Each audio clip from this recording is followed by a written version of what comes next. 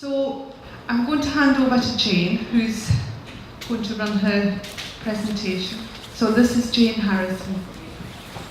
I'm Jane Harrison, for those of you who don't know me. I might have seen some of you in the past when I worked on the Aiming High for Disabled Children programme, because I supported Northumberland through there.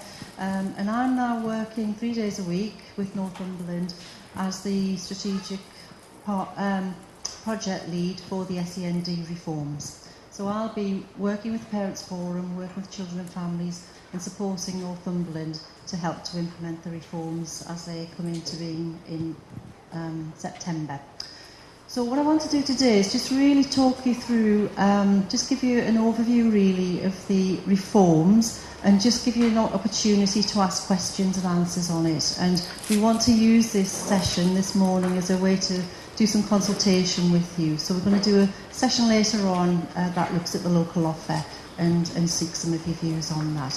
What we want to see is that that special educational needs is picked up early, that support is put in place quickly and that it responds to the needs of children and families, that we have the staff with the knowledge, understanding and the attitudes and the skills to be able to support our children, looking at what is going to help them to achieve and make the most of every opportunity that they can get. We want to see an integrated assessment, which is going to replace the statementing process, and I'll talk about that a little bit later on. And we want to see greater control for children and young people. So that's putting children and young people and families at the heart of the reforms and making sure that you're involved every step of the way.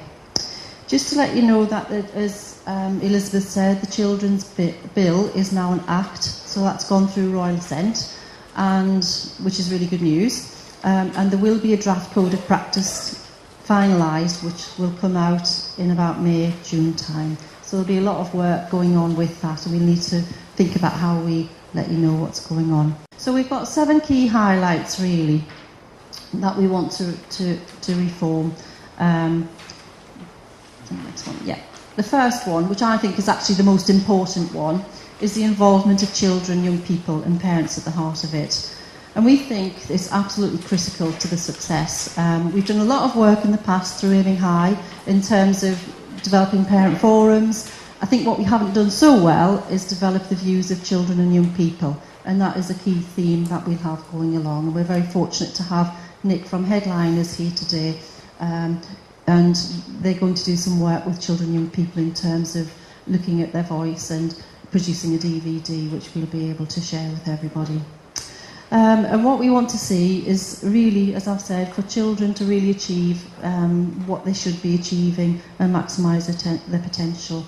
We also want parents to feel confident in the services that they're using and really increasing that confidence and resilience. But most importantly, we really want to put children and young people first, not services. And I liken it to a business. If you think about you going to Marks and Spencer's, what's important? Actually, you're the most important because you're the customer.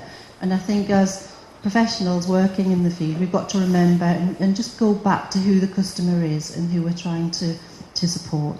Instead of the statement process and the statements, we're going to have a new education healthcare plan.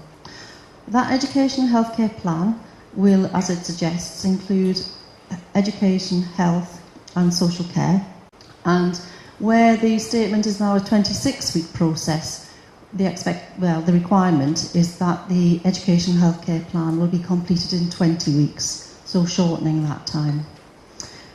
I think you've got a draft copy of the plan in your pack, so you'll be able to have a look at that when we get a break.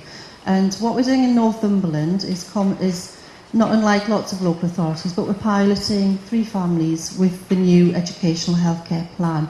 And what we want to do over the coming months is just learn from that process, because it's not just as simple as saying we're going to change a statement into a plan. We've got to do it in a different way, and we've got to put new systems and structures in place and processes to make sure that we can do it as well as we can. Because if we think about children and young people being at the heart of the plan, then we've got to do things differently. And how we engage with children, how we seek their views, how we involve them in planning meetings around the completion of the educational healthcare plan is going to be critical. So we need to do things differently. and that's what we'll be testing over the next few months, with a view to putting the structure in place from September. Some of the principles that have been emerging through the Pathfinders. If you don't know much about the reforms, then you probably won't know that there are a number of Pathfinders that the Department for Education have commissioned over the past 2.5 years to do lots of testing on the reforms. So we've been learning from them as we've gone along. In the North East we have Gateshead, Hartlepool and Darlington, who are Pathfinders, and Hartlepool, who were our Pathfinder champions. So they've been doing a lot of work, and they're a bit ahead of us, but that's great because we can learn from them and pinch all of their stuff. So we use the best bits. I think that's the key. So I think some of the principles that have been emerging are that really the key. I think the key success has been that we have absolutely been person-centred in completing the plans, and we've certainly been involving children and young people a lot more. We're taking a tell us once approach to sharing information, and there's a lot of work going on in that area. Some areas are developing apps where you can have all of that information at your, on your phone or on your laptop, and then when you go to reviews or go to meetings, you can actually share that meeting. And we're looking at IT systems and how that all works together. I think we're starting to see effective coordination between services. There's still a lot of work to do and to refine the process, but we're starting to see much more engagement with other agencies. And I think in the past, and I won't be out of term saying it, but I think it's been quite difficult to engage health. Still continues to be so because of all the changes, but there's certainly a commitment there and a will there. So that's starting to shift. And we're starting to see practitioners really engaged and committed to the changes, and actually they're starting to see benefits, and families are feeling much happier, children are feeling more confident, they're actually being asked about their views and what they want to achieve. And when we think about outcomes, then we build those in. Key working, which is something that in Northumberland we'll be looking to develop as a single point of contact. The key working in terms of the reforms underpin all of the assessment process and plan. So we would want to see that developed in a way that fit what families in Northumberland need. Okay. So in terms of the actual plans, as I've said, we've become much more focused on being person-centred, and that actually takes a lot of time. That takes, I don't mean time in it, it takes a lot of skill, I think, and we also are much more focused on outcomes now. Not just if you have an assessment in the past, it might be, well, actually you need 6 hours of speech and language therapy. What we're focusing on now is, so what do we want to achieve through that, and what difference do we want to make to children at the end of that intervention. I think they're very forward-looking, the plans, in terms of the transition points. And if you think about the reforms are focusing on 0 to 25 now, as opposed to stopping at 19, then that's quite a key movement forward as well. Okay. The local authority, health and care, will be commissioning services jointly, and that, as I've said, is quite a key thing going forward. So in terms of the joint commissioning, there are 2 new duties.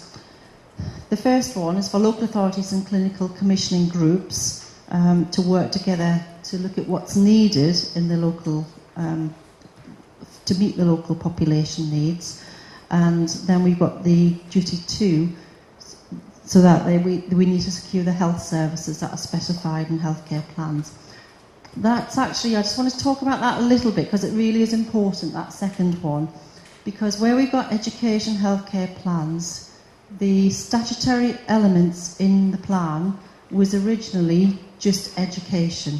So we got social care in, but it wasn't statutory, and we had health in, that wasn't statutory. That new duty with health has come about in the past 6 months or so. So health now have a duty. If a health need is identified within the educational healthcare plan, there is a duty on them to provide it. So that's really quite a strong lever. And that's why we've now got health coming to the table, and why, obviously the work around the educational healthcare plan is so important. Okay. The local offer's got to be co-produced with parents, children and young people. And it must fully involve services, and that will include schools and colleges, further education, those that provide apprenticeships, those that provide training, etc. We need to cover 0 to 25, so it needs to cover all children throughout that spectrum, and it'll include things like training, transport, social care, health, support for employment and independent living. What we don't want is a directory of services, because that would just sit on somebody's shelf. The local offer's got to be dynamic, it's got to be reviewed annually, and it isn't just about information of services that are there. What parents who won't be eligible, because not all families will be eligible for an education healthcare plan for their child, and what we would see is that the local offer is the way in which you access support for those children. So the local offer needs to signpost you to services, but also needs to tell you how to access eligibility, what the criteria is, how to access and what support you might need to do that. So it's quite an important part of the legislation, and we need to work really hard to get this right. So that's something that we'll be definitely working on in the next few months. This next one, it's just an important statement really, because there was some discussion earlier on in the reforms about where do academies and free schools sit with it, and what are their responsibilities in terms of implementing the reforms.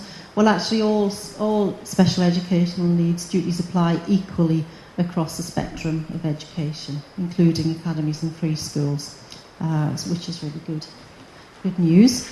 I just wanted to give you some headline changes to the Code of Practice. Like I've said, that this is going to come out probably May or June time, I think it will be. So it's going to be quite late, really, when you think about the school term time coming in. We want it to be significantly shorter, clearer and more concise, so that professionals really are quite clear of what their duties and obligations are. And it'll include information as set out in the reforms and in the Children Act, and include particular sections such as the local offer, person budgets, joint commissioning. I think it's important just to note that in the Code it's likely that for the first time the FE sector will be included in the list of organisations that must have regard to the Code. So if we're thinking about children moving up to adulthood, moving into training, then really what that tells us that when we're looking at how we implement the reforms in Northumberland, we've got to be working with those FE colleges and training providers as part of that whole approach. And schools are expected to have a qualified teacher designated as a special educational needs coordinator, which is probably not unlike what they've got already. I mean, it is important to say that there are a lot of things not changing, because we're keeping the good things. And, some of the other things we do need to change, so that's great. Schools will have to have their own local offer, as well as, so we'll have a Northumberland-wide local offer, which will set everything out, but then schools are expected to put their own local offer on their website too, so that any parent who's thinking about their child's school, as they're moving through different age ranges and age stages, they can actually see what that school can offer and make an informed choice in that way. So it's early stages, but we're starting to do some work with schools around the local offer.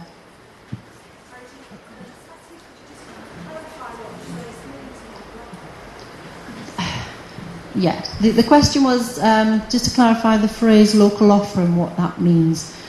Your local offer is it's really a term to say what you are going to provide for parents and families. So as a school, what is it that you're going to provide in terms of special educational needs and disability for families in your community? So a school's local offer might include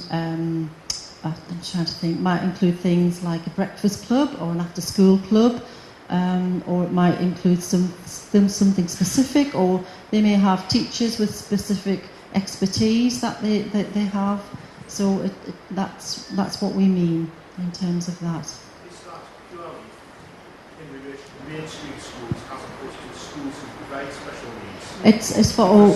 Sorry. Because the way it comes across Mm-hmm. to me, reading that, what it sounds like to me is what you're saying is that's for mainstream schools, because most of our kids go to schools which provide special education needs. Yeah. We would expect that. Mm-hmm. This seems to be more reading that word to it down is something which says other schools are going to have to do that, where you've got kids who are quite severely disabled but don't have the special education needs that being taught in mainstream.